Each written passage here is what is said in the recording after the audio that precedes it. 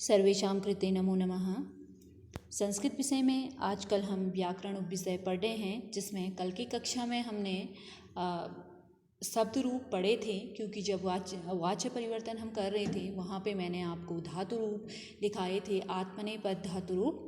तो आप लोगों ने लिखे होंगे आत्मनेपद धातु रूप, मैंने आपको कक्षा में समझाए भी, वैसे भी वीडियो बना करके आपको डाले गए थे, क्योंकि आत्मनेपद धातु रूप भी हमारे लिए बहुत ही इम्पॉर्टेंट है। और जो शब्द रूप धातु रूप जो है हमारे हैं, ये व्याकरण की रीढ़ है। इनके बिना हम ना वाक्य प्रयोग कर सकते हैं, ना कोई शब्द बना सकते हैं। तो ये हमें याद होने चाहिए, तब जाके हम वाक्य प्रयोग कर सकते हैं वहाँ पे। तो जब वाच्य परिवर्तन में हम वाच्य को परिवर्तन कर रहे थे, तो वहाँ पे हमें शब्द रूप ठीक से याद नहीं थे। आज की वीडियो में हम नपुंसकलिंग, उकारांत और ऋकारांत शब्द रूप को देखेंगे, क्योंकि कल की कक्षा में हमने अकारांत, आकारांत और इकारांत शब्द रूपों को देखा था और आपको भेजे गए थे। आपने अपनी व्याकरण की कॉपी में किया होगा उनको।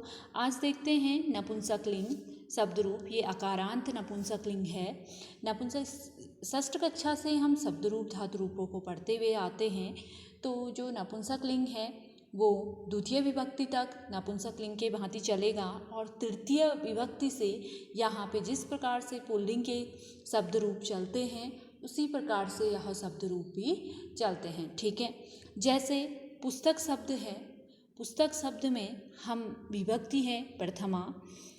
जिस प्रकार हमने पुष्प शब्द पढ़ा इससे पिछली कक्षा में, फल शब्द पढ़े, उसी प्रकार से पुस्तक शब्द भी चलते हैं।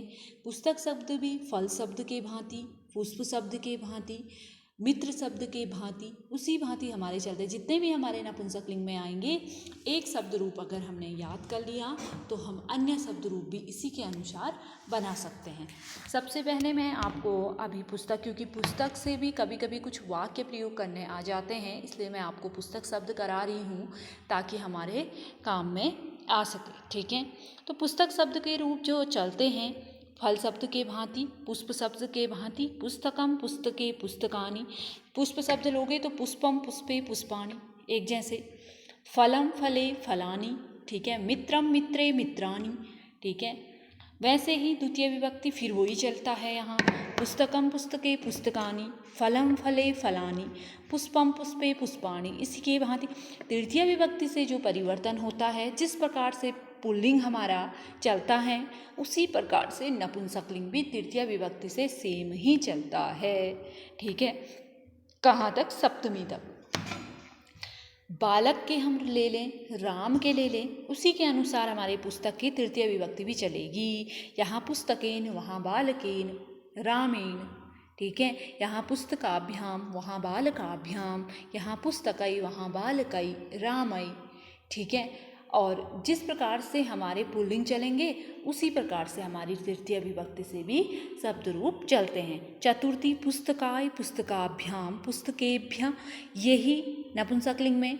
पुष्पाय, पुष्पाभ्याम, पुष्पेभ्य, फलाय, फलाभ्याम, फलेभ्य, मित्राय, मित्राभ्याम, मित्रेभ्य, इसी प्रकार चलेंगे।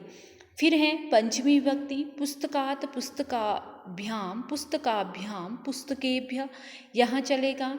बालकात, बालकाभ्याम, बालिकेभ्य, ये पुल्लिंग का बोल दिया मैंने आपको, ठीक है। उसी के भांति चल रहा है। अब यहाँ पुष्प और फल के भी ले लेते हैं, तो फलाय, फलात, फलाभ्याम, फलेभ्य, पुस्तकात, पुस्तकाभ्याम, पुस्तकेभ्य, पुष्पात, पुष्पाभ्याम, पुष्पेभ्य।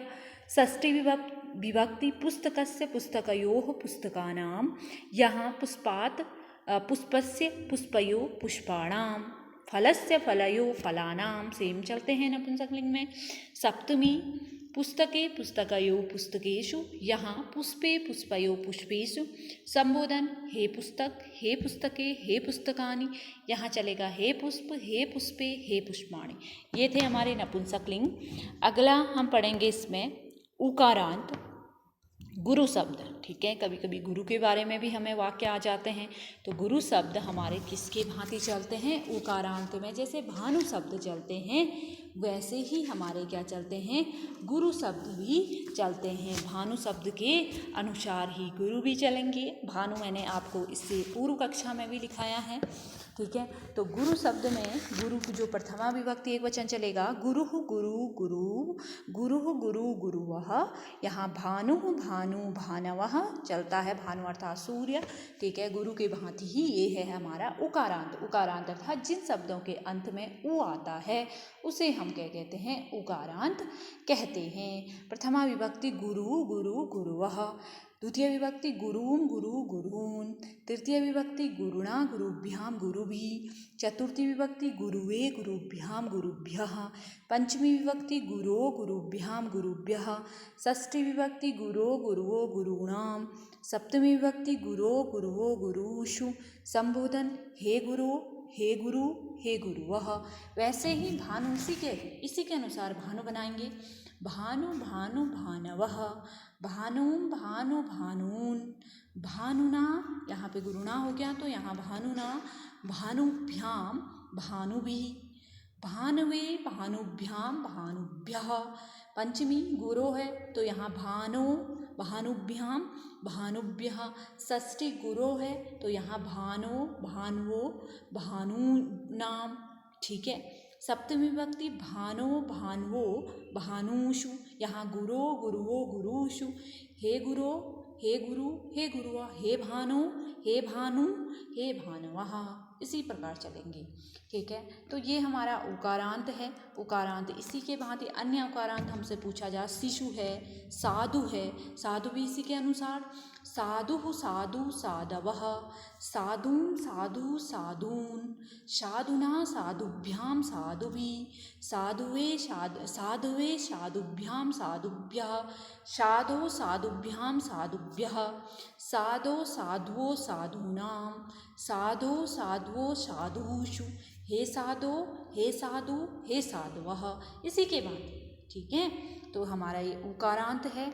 अब इसके बाद हम पढ़ते हैं रीकारांत, ठीक है। रीकारांत में हम पढ़ेंगे पिता शब्द, ठीक है। पिता शब्द मैंने पूर्व की कक्षा में भी आपको बताया है, ध्यान है आपको, क्योंकि बहुत ही महत्वपूर्ण शब्द रूप है पिता शब्द भी। पिता शब्द आता है हमारा रीकारांत में। रीकारांत अर्थात जिन शब्दों के अंत में री आता है उसे हम रीकारांत कहते हैं। पिता शब्द दात्र शब्द अर्थात देने वाला, भ्रातृ शब्द अर्थात भाई, नेत्र शब्द अर्थात नेता, ठीक है। श्रोत्र शब्द अर्थात श्रोता।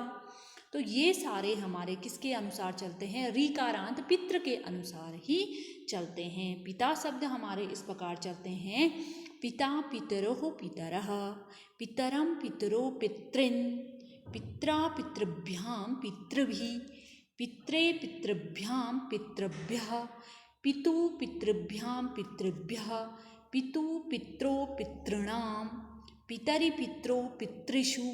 हे पितः हे पितरोः हे पितरः। अब इसी के अनुसार हम भाई बनाते हैं। भाई शब्द भातृ शब्द चलता है, तो भ्राता पिता चला, यहाँ क्या बन जाएगा, भ्राता। पितरो बन जाएगा तो भ्रातरो, यहाँ बन जाएगा भ्रातरः, यहाँ बन जाएगा भ्रातरम, यहाँ भ्रातरः, यहाँ पे भ्रातृन, सेम चलेंगे।